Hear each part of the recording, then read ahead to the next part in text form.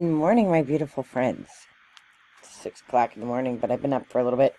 I like to get up early because that's just when I read. And I thought, I'm gonna talk about some books that I just got. Thrift books had a sale. Heaven forbid they. So my funny story. I have a funny story. Of course I do. So I've been an English professor my whole career. I started teaching in a prison, and then I went from there. And I had a library before I got married. I had my own library in my apartment, and then we moved, and I had a library in the different houses we lived in, and I had a huge library when I lived in Connecticut, and then an even bigger one when I lived in Virginia. And then when I left Virginia, I was leaving, teaching full time to become an administrator in New Jersey. So where I lived in Virginia was very, very poor, and they didn't have a library. So somebody had donated their house, and people could donate books, and they were creating like a community library. So I thought, well, I'm not going to be teaching full-time anymore, so let me donate. I probably donated about 1,000 to 1,500 volumes, because I had like duplicates of a lot of stuff. I kept things that were special to me, but donated it all. Then my son gets older and older, and he's an avid reader, and he has literally bought back every book that I had given away.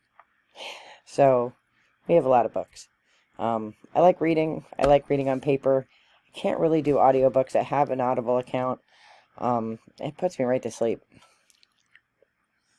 Is what it is. I like physical books. And so the three that I just got, and I have more that are coming. I got Celtic Visions, Seership, Omens, and Dreams to the Other World by Caitlin Matthews.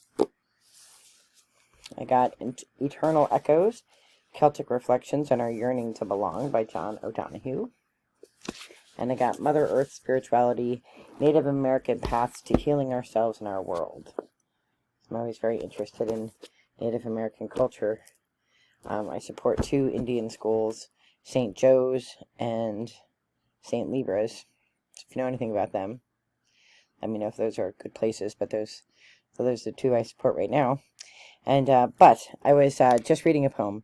It's a poem by Percy Bysshe Shelley, who is the spouse to Mary Shelley, who wrote Frankenstein. And the poem is called, and I'll put the text of the poem below. And it's called Ozymandias. And basically, what the poem is about is there's a statue in the middle of the sand, in the middle of the desert, and it's like fallen apart and crumbled. And it's this statue of this like great leader, in his time was this great leader, and he thought he was the bee's knees, and he thought he was all powerful, and nothing remains of his kingdom. And this statue, this crumbling, statue, is a reminder that he existed, but that his power doesn't reign anymore. And it reminded me, I'm gonna sneeze. I'm gonna sneeze. You take a drink, then I won't sneeze. It reminded me of watching The Irishman, which is this horrifically long movie, and I will spare you. It was boring. But basically, that same idea, like all these giants in the mafia, all these giants, who were like the big names, like this nurse that's taking care of the Irishman, she's never heard of him, and Jimmy Hoffa, she didn't ever hear of him. And because I've been watching that guy. I like him. I'm not so much into the mafia stuff. Other things come up on my feed, but I don't really watch them because I don't really care. I like his because they're pretty short, and they usually are like a story about a particular, guy or thing that happened. And it's interesting. And I like that he's turned his life around. So there's that. But I was thinking, in Ozymandias, see, when did Percy Bysshe live? I think he lived, I want to say he died in the 1820s. So this is written before that. This is written in either like the late, well, I think he was born in the late 1700s. So he probably wrote this in like 1823. Well, no, because if he died in the 1820s, because he died pretty young. Anyway, it was written about the turn of the century, right? And we've lived at the turn of a century. And what I'm trying to get to is that, like, this idea that, you know, like, whatever is great, whoever's in power, whoever thinks they're the bee's knees right now, like, in 100 years, nobody's going to know who they are. And I remember that when I was young, I was going through something in high school, and my sister-in-law, who's 10 years older than me, she said, always look at a problem this way. Is it going to matter in a month? Is it going to matter in a year? Is it going to matter in 10 years? The answer is no. Think about it. Who cares? You know, if somebody doesn't like what you're wearing today, are they going to remember it in 2 days? Probably not. If you follow me on Facebook, you know that I have this thing.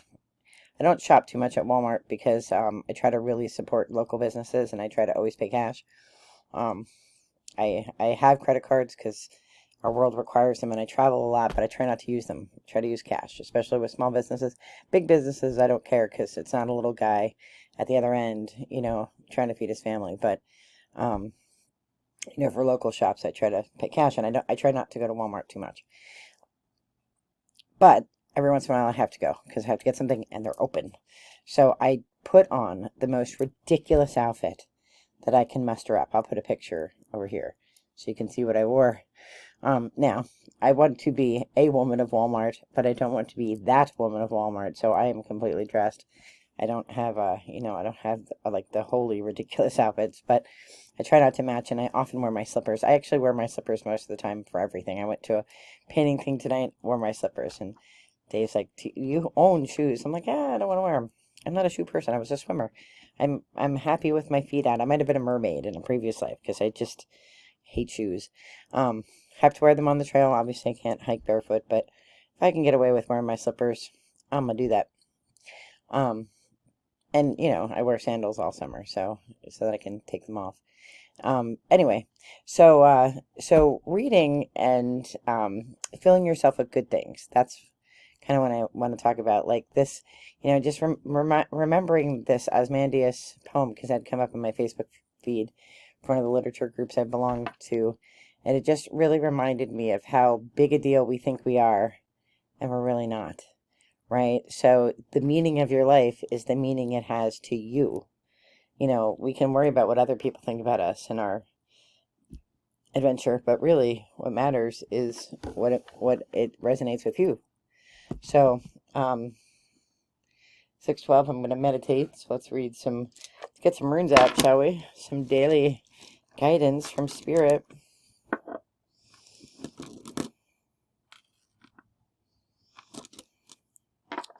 Gonna need a secondary bag to put all the rocks and stones in. So here's a funny thing. I was eating M&Ms. I accidentally put an M&M in here. Which cracks me up. My cats are running around like crazy. I don't know what's going on. Did I get them all? No. I'm missing one of my... There it is. Alright.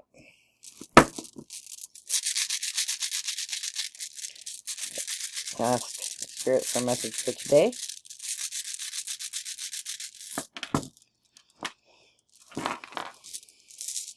Should we focus on meditation this morning? There were 2 M&Ms, by the way, so I'm wondering if there's another M&M in here. I'm just gonna look real quick. Oh, that's a stone. Alright. I think it just one M&M somehow made its way into my rune bag. Occupational hazard.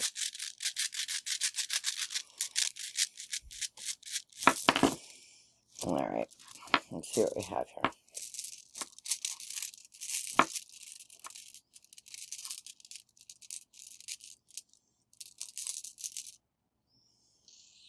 here. Interesting. Alright, so I'm going to go think about it, and I shall be right back. So Mannaz, which is what this stone is, the humanity stone, means individuality and friendship, society, cooperation, help, improved cognition, humankind, essence of all humanity. Take your time for decisions. Be someone objective. Be helpful. Be cooperative. Extend friendship. Positive relationship with others. Positive relationship with divine. So I actually have to go to work today for a big meeting. I work remotely, so I don't go to campus too often. I try to get there once a week to one of my offices, and so I'm looking forward to seeing everybody. And I think it's just another reminder to be humble and kind. And you watch some of these YouTubers and you think, holy smokes, how important they think they are. And you think about Ozymandias, and you're only important either in your head or at this space and time. Ozymandias is just a statue in the... I can't remember, there's like an inscription on the statue, and it pretty much says, like, I am Ozymandias, and I am the mighty one, fear me. And it's like, it's this crumbled statue, and there's like nothing around about him. And so, we're only... If we are big, we're only big in a flash of a second in the course of human history. So it's just a reminder to be humble and kind every chance we get. Let's see if the cards have anything to share to extend the message.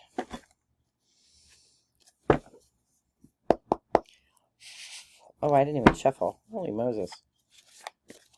Let's shuffle. Dork's here like, what are you doing? I know, it's early. It's early, buddy.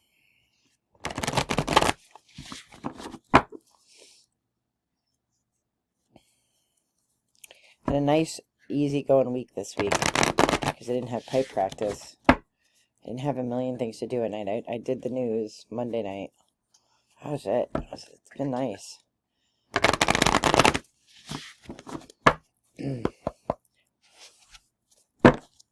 It's better. Okay, anything else to extend this message of humanity, Spirit? Pass one. Pass two.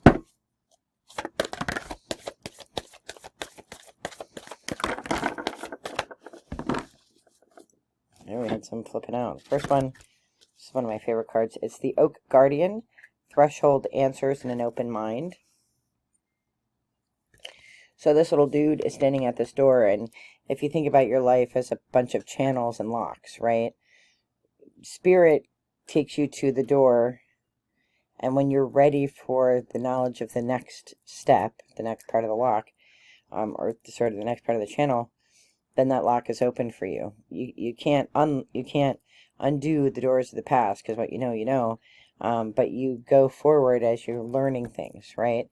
And and so it's just a reminder that you're at the threshold. Keep an open mind.